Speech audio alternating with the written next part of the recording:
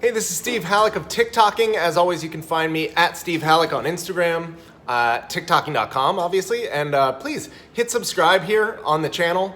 I'm trying to make some good content for you guys. I've heard from a lot of people that they're like starved for good watch content, and you know, I'm a professional. I do this for a living. I may as well take a few minutes here and there and make some good videos for you guys. So I'm gonna keep doing amazing watch reviews. I've got some incredible stuff coming in, so I'll do video reviews of that stuff, but I'm gonna keep doing these video podcasts and little how-tos and stuff like that. I got two questions in that I think I can answer both in one shot.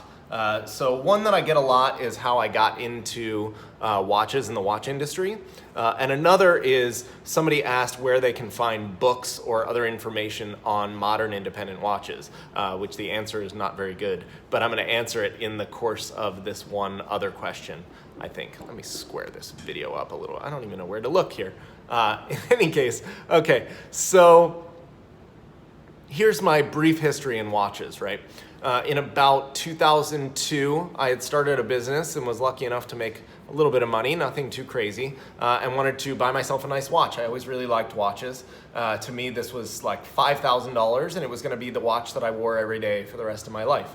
But I had the idea that probably there was something better than Rolex, that like there were probably real watch guys somewhere who knew what the good stuff was, and it was something other than Rolex, right? So this was kind of early internet. I found this forum called Time Zone, and Time Zone was a big, huge forum, still is, I guess, but forums were really big back then. And I did the deep dive into it, and two things happened. First, I found a watch, which was a Blancpain flyback chronograph.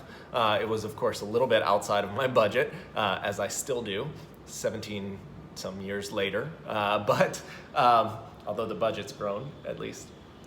But yeah, so I got this Blancpain, but also I found this whole world of watches that I didn't know existed, and I didn't know about any of these brands, and I didn't really appreciate you know, how much cool stuff was out there and all the knowledge that I could get from all these people. So I really got into it, and I started spending a lot of time there.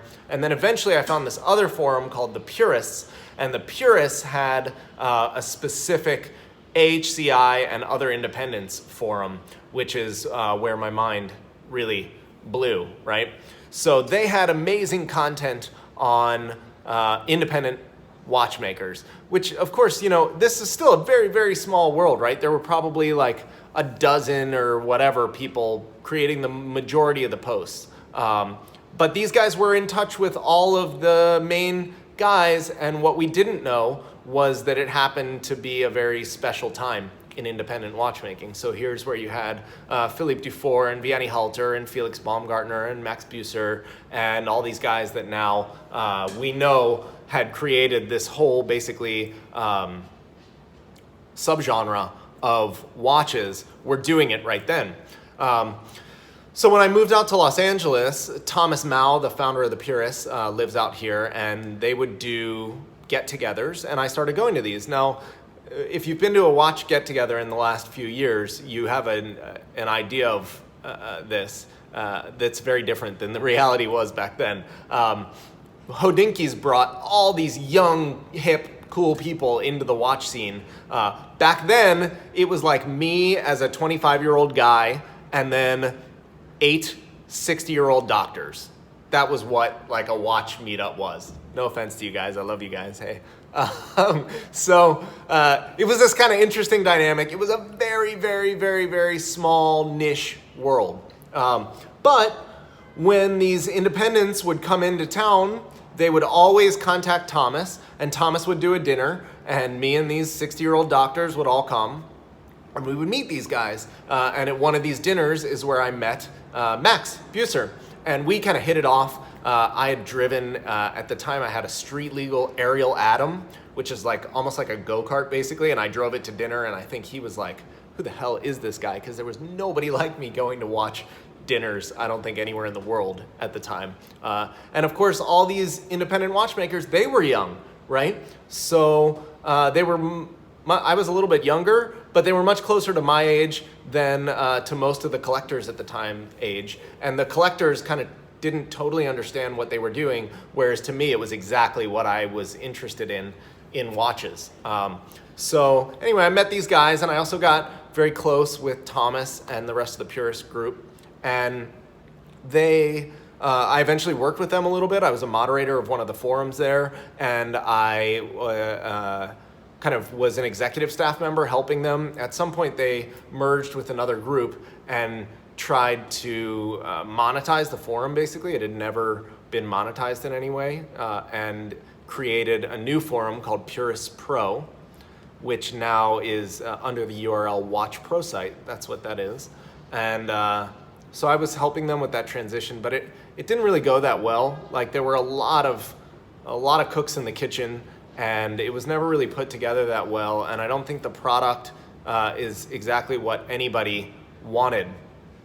And unfortunately, a ton of the really, really good information on the history of independent watchmaking that was made during that era is locked in the archives of the purists.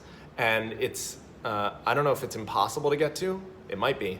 It's certainly not easy to get to. It's not really searchable. And there's just some amazing, amazing content that unfortunately we don't have access to.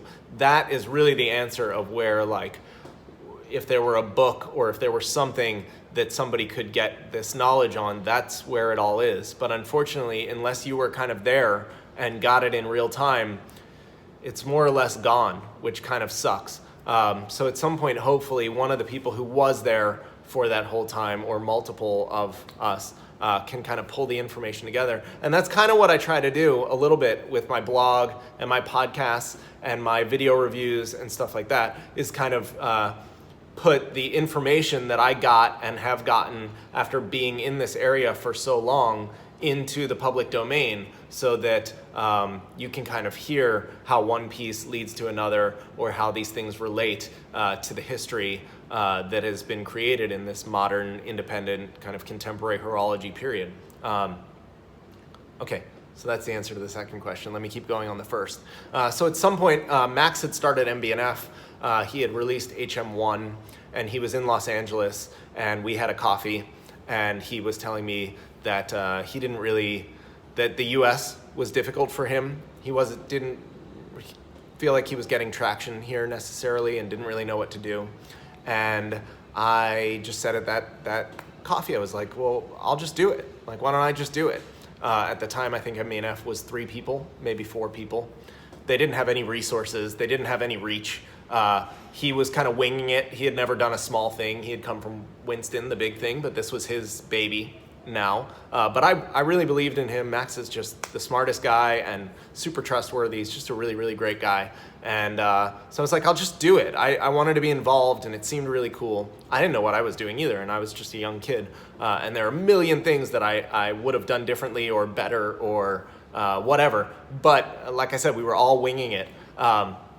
And so the job was really fun. So we had no contacts with any of the retailers or any of the press or, whatever. So that was my job, was to meet all these people and get the watches in front of retailers and in front of press, and to try to get some coverage and to try to open new accounts. And just like most of what you see now in the press or with MB&F in showcases or kind of anything, I played a big role in sort of putting it there, and I'm proud of what we did there. Although, again, we could have done a lot differently. But yeah, so I did that, and then after like 5 years, there was nothing really to do. Like, I never wanted to just have a job with a watch company. It wasn't what I did. My background was in finance and technology, and I've never worked for anybody else in my life except that job, kind of.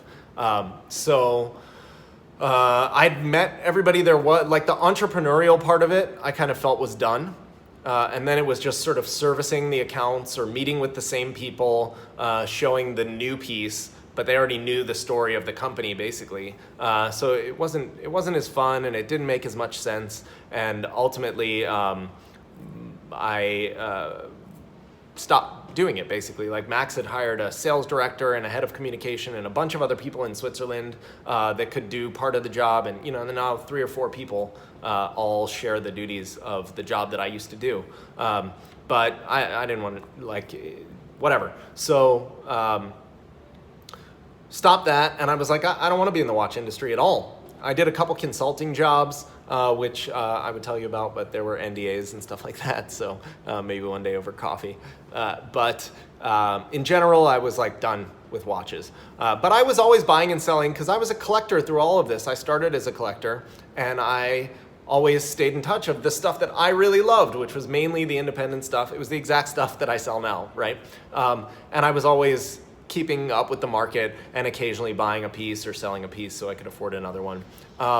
And that started to become a fairly significant part of my income. I forgot one thing. When I was with MB&F, I started TikToking, and TikToking was a blog where I blogged as I was with MB&F. So like an inside look at the industry from an industry executive while I was doing it. And it was pretty like high level musings on stuff. And then I would also relate the watch industry with the tech industry, which I was also in at the time. And it was kind of stuff like that. And I got a lot of really good feedback from a lot of important executives within the industry and important collectors. And it was pretty well respected while it was happening. Okay, back to where I was. So at some point, I'm making decent income just buying and selling stuff. I never wanted to really be a watch dealer. But I found that I actually really liked helping people buy good watches, and that as I saw the information available go away, and that people were less and less able to find out for themselves what a good watch was and why things like, an Urwerk 103 is important, or a Vianney Halter Antiqua or whatever. When that information started to disappear, I found more of a calling in this, and I thought I felt more passionate about why I would want to tell the story of these brands and champion these and help create a secondary market and help people get into this stuff and stop wasting money on the stuff that I think is crap and start supporting the stuff that I think is really amazing and important and that I'm happy that it's in the world. And so I decided to convert TikToking from a blog to a sales website, and I created this business. And it took a couple months to kind of find my footing, but then after that it was sort of straight up and vertical, and I've been killing it. And I sort of stayed in my little niche, which is really I just buy the stuff that I like. I buy stuff that I want to have, and which is dangerous because I want to keep most of it. So I have to do everything I can to get myself to part with it. But I have on my wrist, actually, I just taken it off, but this is my Invention Piece 1 Grubel, which is